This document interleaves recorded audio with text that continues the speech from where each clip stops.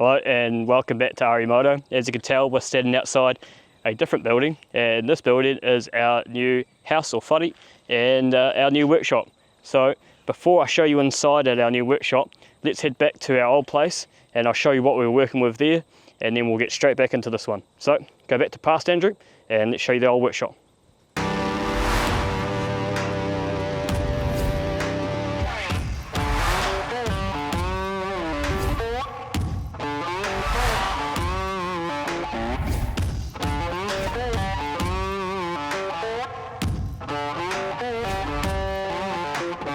Alright, so before I show you the new shed, we thought might as well take a tour of the old shed and what we're kind of coming from and what we're going to. So we're going to start off right at the front of the shed. You guys should know this area pretty well. This is where we've been working on the 500 twin. So we'll just take a quick look here. This is all the shelving units. So this is basically all the 500 twin parts that we've been hoarding and collecting, starting just to organise them into boxes ready for shifting. So those are all going to have to go and move. And then moving over to the main space area, this is the main problem with the shed. It's just we don't have enough space. So when we have to work on the 500, it has to just be pushed around the shed, and that's why everything's on wheels. But as you can see, we haven't done an update on the 500 twin, unfortunately, just at the mercy at the moment of the engine builder. But once an update has come through, I'll update you on that. So moving through the workshop, that was also the engine bench that we built. Coming through here, other machinery we have a power hacksaw, a Q&S Qualters & Smith power hacksaw that we're coming through. A new addition to the shop is a Bramley cold cut saw. I tried to convert it to single phase but failed because I had the wrong VSD. But the new shed we're going to is 3-phase, so we'll convert this back to 3-phase. With that, it has its own coolant tank, and then here we have Sam's lapidary machine, which she'll now have her own area, which she'll be excited about. Down here we have the heads and bores out of this engine. That's a spare. Everything's all nice and good to go on that one. Also coming with us, and we'll finally be able to use this, is the TIG machine. Unfortunately, I haven't been able to use it in the shed because this runs on 15 amp. We only have 10 amp supply here. So that will be finally be able to come into use and start using that, which will be nice. The back room, there's nothing to note in there. This is a very large eager cut screw cut machine. So what this actually is for cutting threads into rods. It's a very loud and heavy machine, but absolutely golden piece of equipment. Very hard to find, so excited that I can have a good space for this and somewhere to actually put it. Moving around, we also have the Land Rover and Land Rover engines sitting down there. It'd be nice to finally give them a little bit of a space and not just jammed in a corner. Moving through to the back part of the workshop, we have the main tool bench. So up the top we have the safer toolbox. These has all my Whitworth tools in it, little mementos and little photos where I draw inspiration from, and of course the Remoto cup sits up the top here, and then to my main automotive toolbox here, which has all my sockets. So this will have all its own space.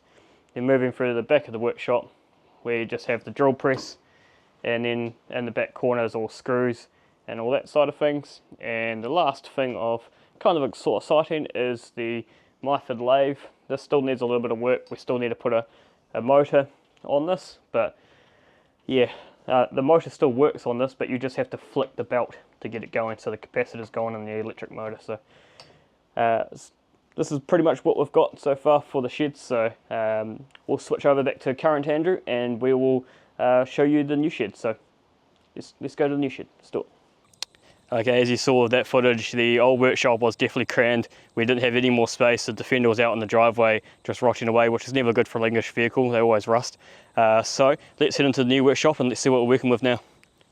Follow me.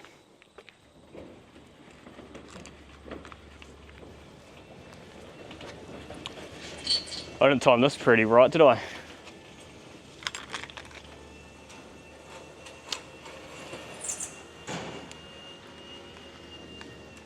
Alright, so welcome to the new headquarters of Remoto. This is the new workshop. Walking straight in, we have all the motorcycle working area. Barrel here, the 500 twin. As you can see, we've done a little bit more on the 500 twin. Now coming around to this side here, we have all the metal working machines.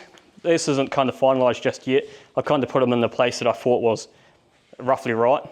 So we've got a cold cut saw, drill, 3D machine, welding machine through here, and then onto the lathe. So I've kind of created a little separate area for the metalworking.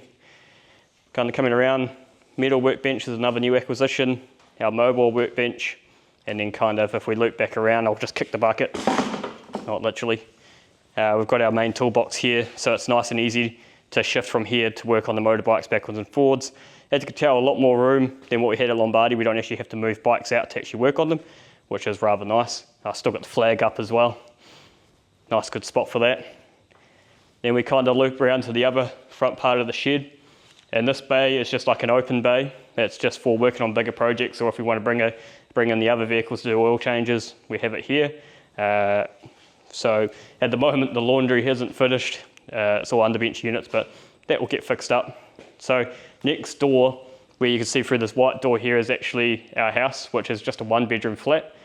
Suits us a lot more, but moving on to that for reasons. Down this way here, we have a whole bunch of organising and shelving, and that is because we moved from a 3-bedroom house down to a 1-bedroom house.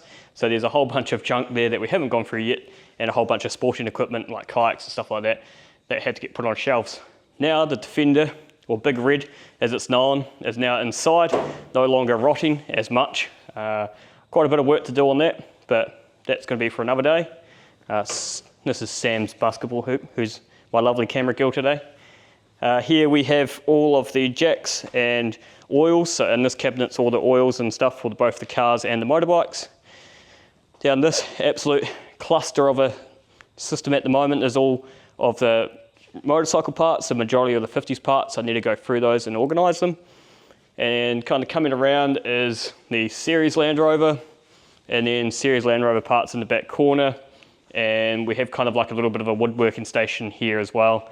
And it's also going to be kind of Sam's area for the interim. Not much to see there, it's all just junk piled up in a corner. But basically this is what we're working with now. Nice big open space, as you can see. Lots more room for activities and projects, even though Sam really would not like me to get a new motorbike, would you, Sam? She doesn't want to say anything.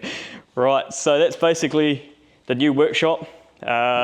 We have got quite a few updates coming up, so in the next video we're heading down to the Motueka Rally for the New Zealand Royal Enfield Register, one of the 2 clubs in New Zealand. Ended up spending just over 9 days on the motorbike on Beryl, so that was an absolute great time. I'll have a video series coming out on that. So basically this is the workshop, this is where we're starting with. It's a nice good starting point, so we will be doing more projects in the workshop, so let me know what you think about this, and thank you for tuning along. And sorry it's been such a long wait between drinks with videos, but we're now back on board and let's keep going.